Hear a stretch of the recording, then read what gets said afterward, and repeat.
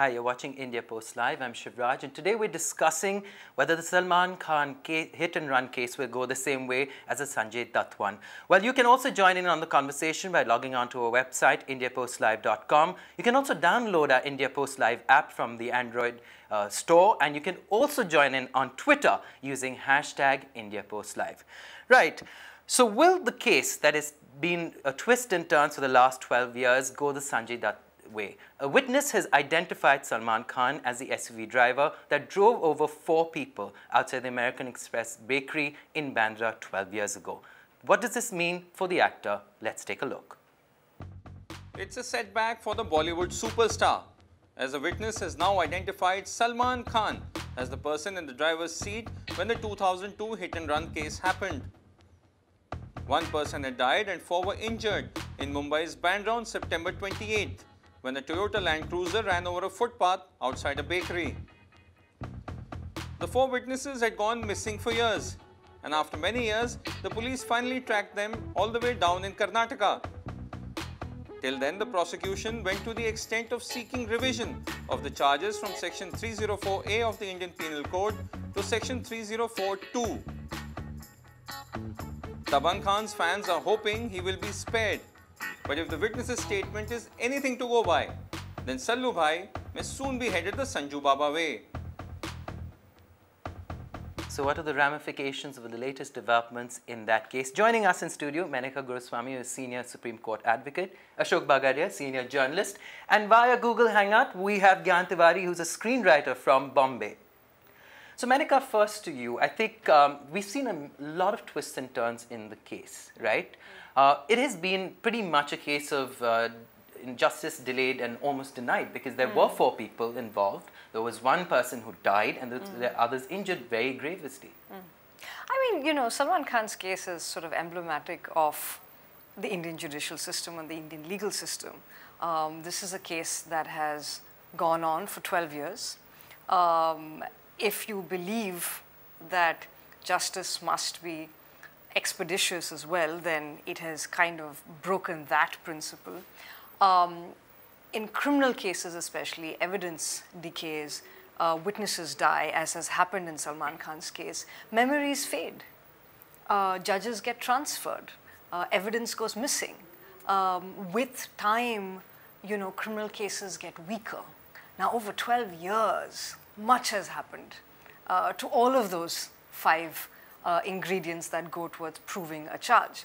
Now, I think what is also interesting about Salman Khan's case is that it is being reheard because of an additional provision being brought into play by the judge. And it's Salman's lawyers who've asked for it to be reheard because they would like to cross-examine. There is a lot of doubts about the magistrate in the past as well. Well, but their grounds for rehearing it are different, right? Their grounds are, we cross-examined the witnesses from the perspective of a lesser charge. Now that you have enhanced the charge, where the sentence, instead of being up to 2 years, may be up to 10 years upon conviction, we would like to cross-examine these witnesses from the perspective of that graver charge, because the ingredients of each offense are different. You know, and it's a valid case.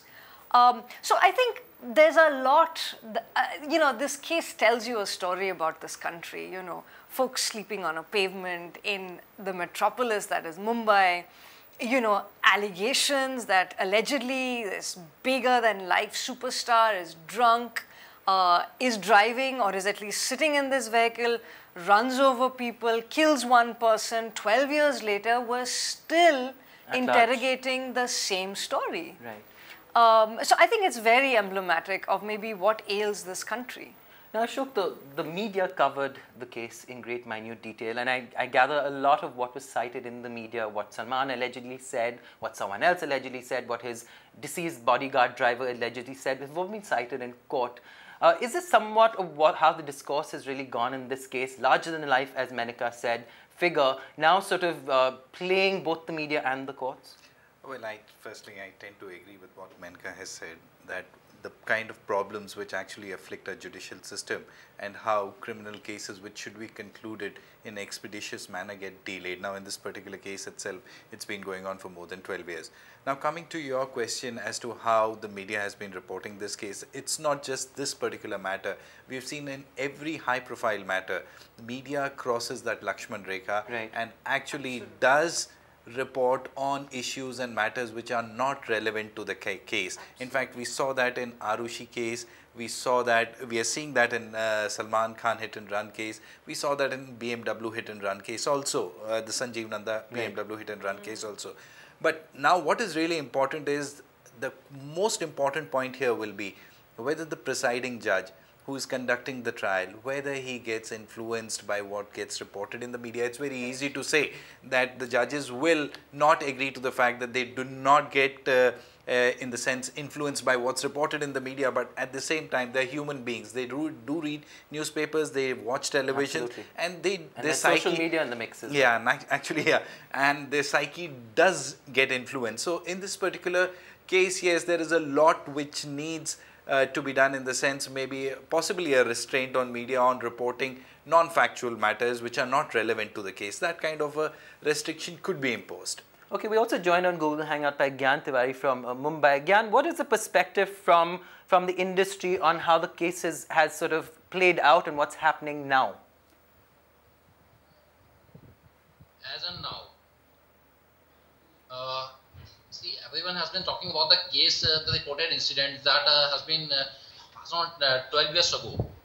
In around somewhere out this American Express bakery, almost 5 people have been killed.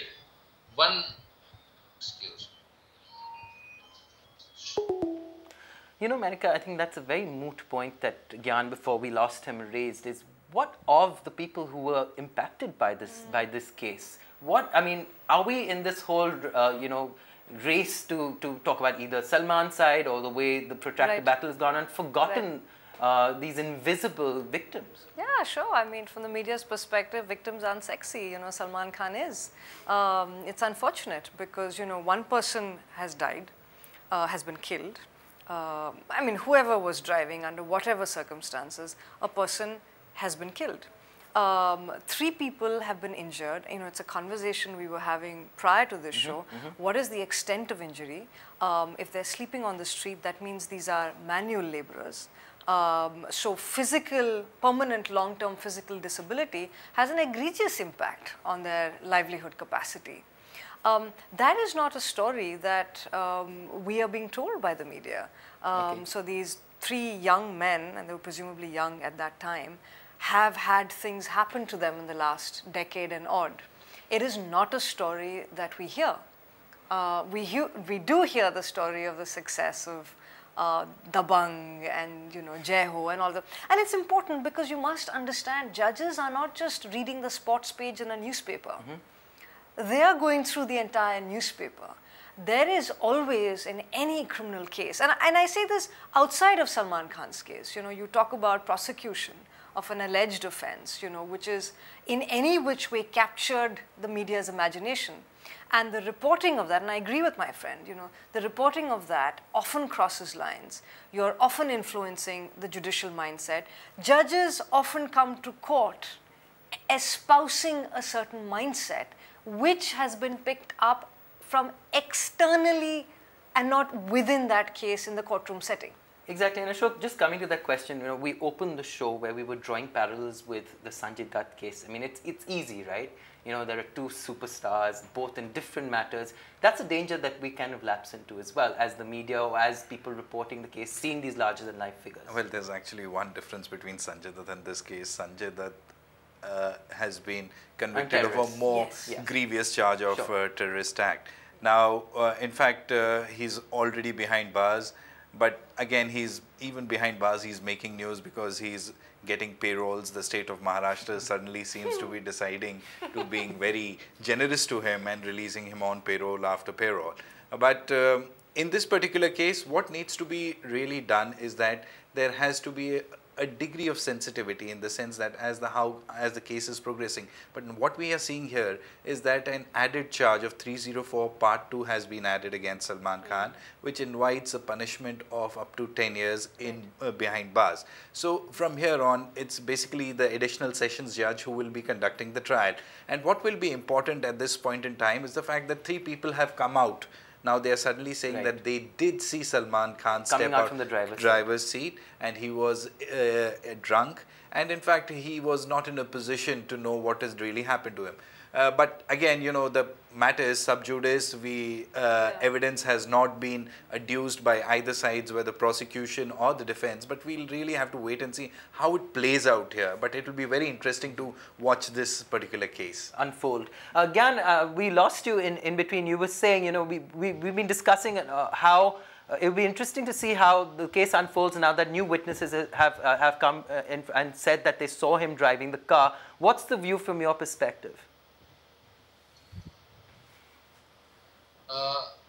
If you ask my view from my perspective, probably the latest incident that reported was the man who came out has said that he saw Salman Khan down from his car from the driving seat.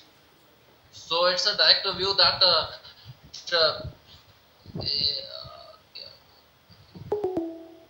we seem to keep losing him. Just going back to, you know, something we were discussing before the show began. In the Black Buck case, he saw prison term. Yeah.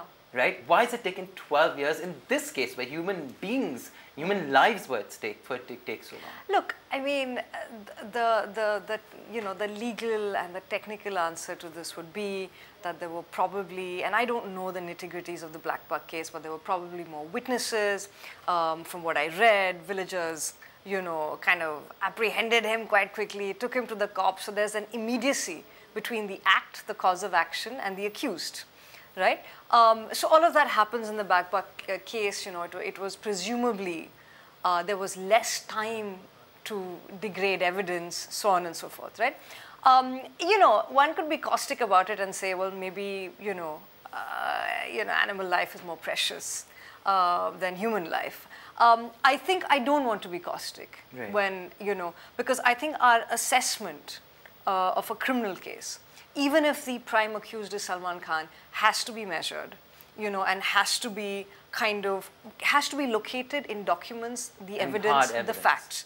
You know, we need to start having a more restrained conversation, because, you know, there is a flip side to the story also, and I also do criminal defense work, and I know that when it is a crime or when it is a trial which attracts a lot of publicity, then the flip also happens, which is that if you have no, but it's not just the cover-up. If you have a well-known personality, judges tend to be harder.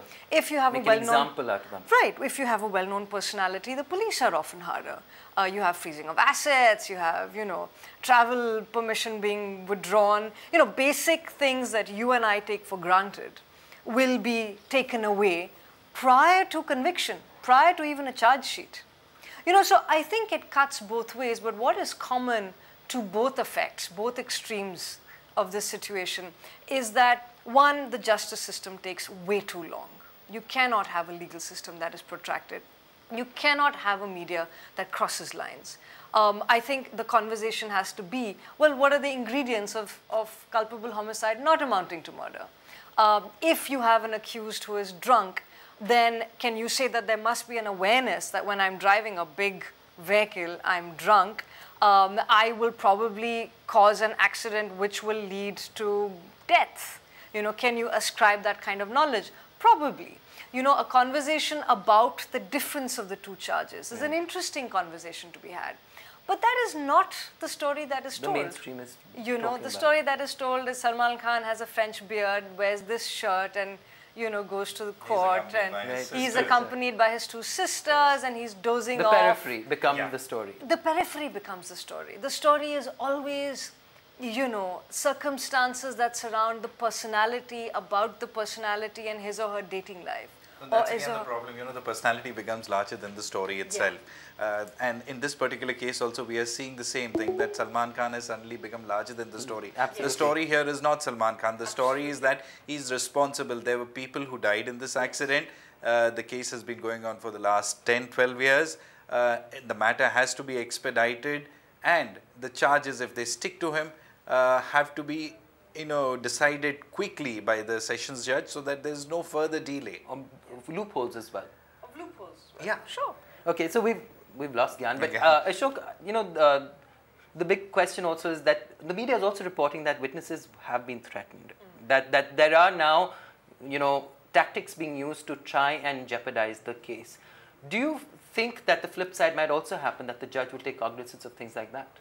Well, yes, definitely in such cases where high profile personalities are involved, there are allegations. I don't know the veracity of the allegations, whether they are correct or not. But in this particular instance, the witnesses themselves have said that they received phone calls threatening them not to depose in a particular manner. Now, this is a serious, offense even under the Indian Penal Code, threatening witnesses. And in this particular case, if this is made out and proved against Salman Khan, the presiding judge could cancel his bail and put him behind bars. So that is one part of the story. But what is more important is that once the presiding judge has to create an atmosphere in the courtroom in such a manner that the witnesses who are coming to depose enjoy the confidence, and they are able to speak the truth with the complete honesty and fairness. That is more important. So we just got a tweet as well from Snow Leopard saying, a common person caught with drugs will get jail term, a celebrity caught with drugs and scandal is sent to rehab. So there is, again, the public perception is that I think perhaps this time things have to change. Well, yes, yeah, I do kind of agree that in most of the instances we see that when a personality is involved in a drug case, but the flip side is you have to understand that the personality or the big guy or the woman, whosoever could be on the wrong end of the law, has the advantage of good legal counsel. Correct. Yes. That is very important. That's where people like Manik can step What in. would we do without our celebrities? Okay, you two can join in on the conversation. Continue posting on Twitter using the handle @IndiaPostLive. We will read out your tweets during the conversation. We do have Gyan, and we're hoping that the connection stays. Gyan, how is the local media in Mumbai reporting this case? Sorry, first of all, I lost my connection with you. The local media, till now, there are many cases, many statements that they have been reported is about them, some producers also, that say that they have invested huge amount of money on Salman Khan movies. They have projects that they have offered him, and they are praying for it that he may get punishment not as long as 10 years jail sentence, but yes, he should get punishment, and judicial system should be equal for everyone. In fact, it is equal for everyone. So the media, whether it's local, whether it's Mumbai media, they have been tweeting, they have been reporting these sentences that there are things that Salman Khan has done and other things that producers have invested money. Okay, so they are the tweets that they have given. Right. Also, Ashok, a lot of what happens in Mumbai is based on satta. This whole thing of course, the producers and the big money. We saw the Sanjay Dutt case where he was trying to get concessions to try and go finish projects he'd committed to. But it's big, right, the speculation in the local media. Of course, because for a film star like Salman Khan, a lot of money is riding on him because, he could have signed a lot of movies and at this... And TV shows. Of course, and TV shows. And at this point in time, if he's put behind bars, it would cause a huge loss, not just to the producers, but other people also who are associated with these programs. So in a sense, everybody starts lobbying, not just the person who is an accused, but everybody else around him starts lobbying that, in a sense, that this person should not go behind bars, and there is a concerted effort to save that person. And Manika, in a situation like this, then how does the additional sessions judge insulate himself, if at all? This is. Or is it just individual? No, I think it's individual. Contrary, I think, to popular perception, there are also very fine younger judges at the trial courts, at the sessions courts, at the CBI courts. They tend to be younger. They tend to come through the the professional judicial stream, and I think at least some of them do their level best at trying to maintain an objective assessment. But really, there are no guidelines out there. There is only what we hope to be a good judicial, and a good judicial sensibility. But there is a price that we pay as a society when the judiciary gets overly activist. Right. and you take those signals and you take that marker from the apex court. And this is today something that we have to confront. We have a judiciary that, isn't playing a traditional role anymore. Sure. And so, in as much as there is well-founded anxiety and fear about celebrities getting away, equally so you want every celebrity, just like every citizen, to be tried fairly. And to have due process accorded. I agree completely that I think this idea of intimidating witnesses is extremely problematic, and I think the police have said... And lobbying and very active. Yes, and the police have said, I think there's going to be a hearing on the 19th of May, as I understand it, from just newspaper reports, where the police will put in a report as to their investigation and their conclusion regarding intimidation of one witness. Yes. And I think it's extremely important to actually follow through on that. My experience has been is that often when witnesses are intimidated, and they could be intimidated by both defense as well as the police, sure. Rarely is action taken in court. Mm-hmm. So there is, so judges get upset. They say, well, you must investigate. There is some so-called investigation done. There is very little that comes off this investigation. So you don't have a system that protects witnesses, sure. or that has the resource or the infrastructure or the will to protect witnesses. And you don't have a legal system that is responding with any seriousness to allegations of intimidation. So under culpable homicide 2, yeah. What sort of punishment, what's the modicum of the punishment? Look, it's up to 10 years, mm-hmm. right? So, so this is the kind of sentencing marker, right? The erstwhile, section, and this is kind of reversed. You've kind of got it slightly wrong. But the erstwhile section, the primary section that he was, being accused of and being charged with, had a punishment of only up to 2 years. Mm-hmm. So you're seeing that there is a grave difference. Right, and that actually needs to, in this graphic, yes, change. this has to be reversed. So yes. So I think we'll take that off. Yeah.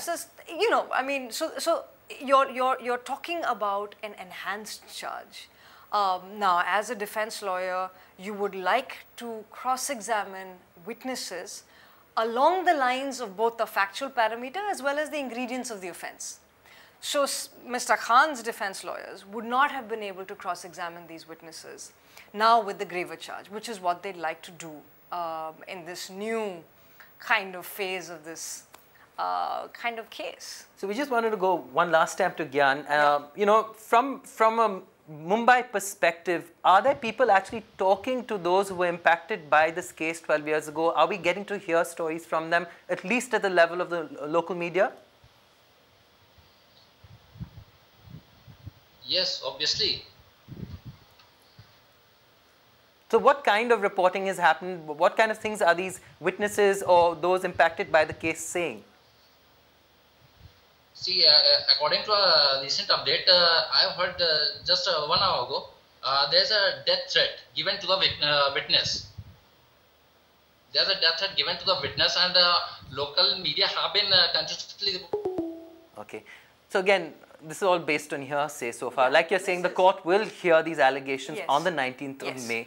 But it is par for the course, right? You've got a powerful figure, this Dabang figure, this invincible superhero. Right. And this is going to happen, right? In a justice system like India. But by this is going to happen, what do we mean? Do we mean the reportage of the case? Intimidation. Intimidation. I mean... Changing of records on public memory, at least. Look, I mean, I am not as cynical as one would expect me to be about the justice system, right?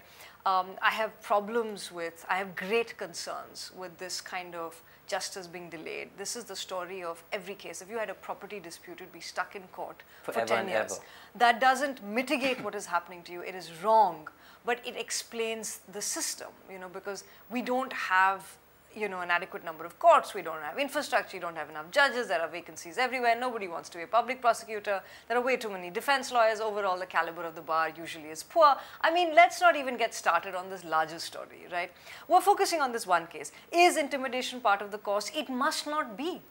And if it is part of the cause for this case, then the judge must take serious action. So it's a There good is no thing then, question. Ashok, that the media is highlighting it then. Well, definitely. In fact, all credit to the media for highlighting such a story that the witness is being threatened. Now, what is really important is that, you know, it's the word of the witness against Salman Khan or whosoever might have given those threats. So, it's a matter of investigation. The police will be investigating it. And if there is any truth to this allegation, I think the presiding judge should take a very serious note of this whole development and try to stem this matter in the, you know, wherever it is.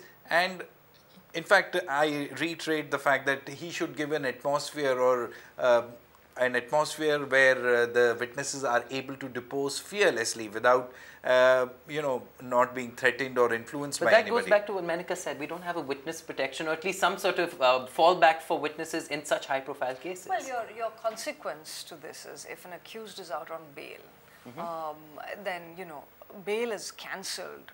One of the markers of that is if you are tampering with evidence or intimidating witnesses. But has it happened? I mean, is it enforced? In few cases we have seen. In cases it is enforced. You know, look, I mean, I think we are all on consensus on one point. So much of this is going to depend on the caliber of the judge. Let's be absolutely clear here.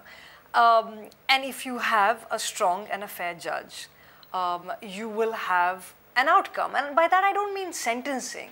I mean the way this trial is conducted. And that really is the heart of the justice system. Is this trial, and I think my friend is right, you know, is this trial conducted in a way that it inspires confidence, both in the witnesses as well as, this is an open court, as well as people who go watch a trial. So much of a trial is a performance. It's a performance by lawyers, it's a performance by accused, it's a performance by the judge. So it's almost like justice should not only be done, it should be seen to be done. Yeah, that is again very important. The perception is very important because it's a perception game, because if the judiciary as an institution loses confidence of the people, it's very, very bad. So last words, Ashok. Perception game, the media has a large role to play. Do you think that the coverage now, or what we've been seeing on television channels, is becoming a little more measured and informed? Well, ever since, in fact, a year back, there was a case, and in fact, it was in the Arushi case itself, where the Supreme Court did come out with a ruling where they said that in some cases, in criminal cases, the media could be restrained by the presiding judge of the trial court. Of course, there was an outcry though then. Yeah. So that kind of a restraint can be imposed, but yes, you know, but at the same time, we should give it to the media that, you know, there are many times when they transgress the line, but there are instances where they have done a lot of good work. For instance, in this particular case, with the itself, witness coming forward with where they have highlighted the story that a witness is being threatened or intimidated by the accused or people associated to him. So this is something which has to be highlighted. Okay, thank you so much, Menika. Thank you so much, Ashok. And you can also continue joining in on the conversation by logging on to our website, indiapostlive.com. You can also tweet with us, #IndiaPostLive. Thank you for watching.